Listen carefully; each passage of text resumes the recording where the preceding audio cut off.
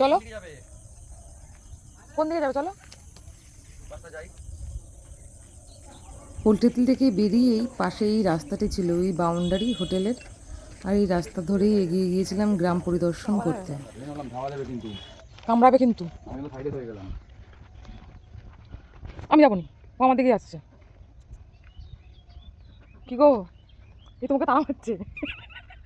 বলো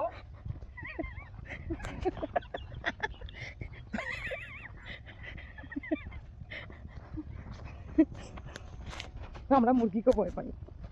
high,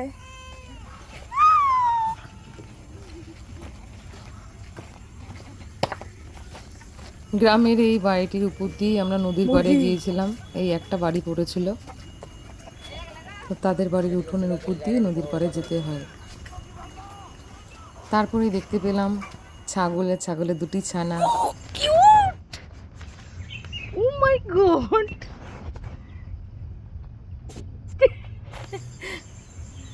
so cute. করে নিয়ে আমরা এই বাচ্চা দুটিকে কোলে, দুটি না একটিকে নিয়েছি। এই দেখুন ছাগলের বাচ্চাকে এখন কোলে নিয়ে আদর করছে।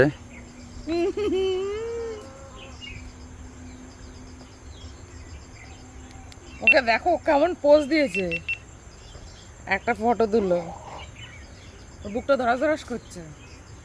কে রে ভাই, আমি গরমে শুয়েছিলাম। পিছনে দুটি বাচ্চা বসা ছিল, একটি বাচ্চা আমাদের দেখছিল যে আমরা কি করছিলাম। এই হচ্ছে ওদের বাড়ি, মাটির দেওয়ালে এসে গেছে। ধাওয়া দিস না ভাই আবার আগের বারের মতো। দূর থেকে যেখান দিয়ে দেখছিলাম খুঁজে খুঁজে এসে গেছি আফটার অল সেই জায়গায়। আমরা এক নদীর পাড় থেকে আরেক নদীর পাড়ে ঘুরে বেড়াচ্ছিলাম, যেহেতু এটাও সকাল ছিল, খুবই সকাল। আর এছাড়াও গ্রামটি ঘুরে গ্রামের কেমন বাড়ি ঘর লোকজন সব কিছু পরিবেশটা দেখার জন্যই ঘুরছিলাম। এখানটা বেশি স্রোত, তাড়াতাড়ি করে না, আমি লেট হয়ে যাবে নয়তো। আমরা ওই এক পাড় থেকে আরেকটি পাড়ের যাওয়ার বন্দোবস্ত করছিলাম, এবং পাড়ে কি কি আছে না আছে সব কিছু দেখার জন্যই যাচ্ছিলাম। বেশ ভালোই লাগছিল। এসে গেছি।